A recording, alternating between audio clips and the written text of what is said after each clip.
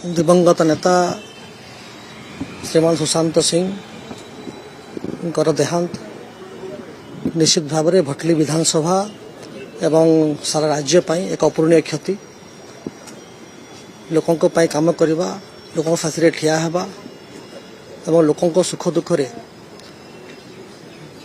ठिया है लोकों साहाय्य करवा निश्चित भाव तांकर गोटे विशेष गुण थिला। ओडिशा राजनीति रे निश्चित भाव में यह एक शून्य स्थान पूरण करिबो एवं भटली तथा बरगढ़ जिला पाई और सारा ओडिशा पाई एक अपूरणीय क्षति। 2009, 2014, 2019 तारीख 19 रे तीन थर से विधायक भाव में एवं मंत्री भाव में दायित्व ग्रहण करथिले। अंचल विकास में मध्य अनेक कार्य करछंती। प्रभु जगन्नाथ माँ समलेश्वरी ताकर अमर आत्मार सद्गति दियंतु एवं मु गभीर भाव में दुख प्रकाश करुच्ची, सुख प्रकाश करुच्ची। तांकर परिवार को असीम धैर्य एवं शक्ति साहस प्रदान करंतु। ये दुखद समय रे निश्चित भाव में प्रभु तांकर सहाय हेबे।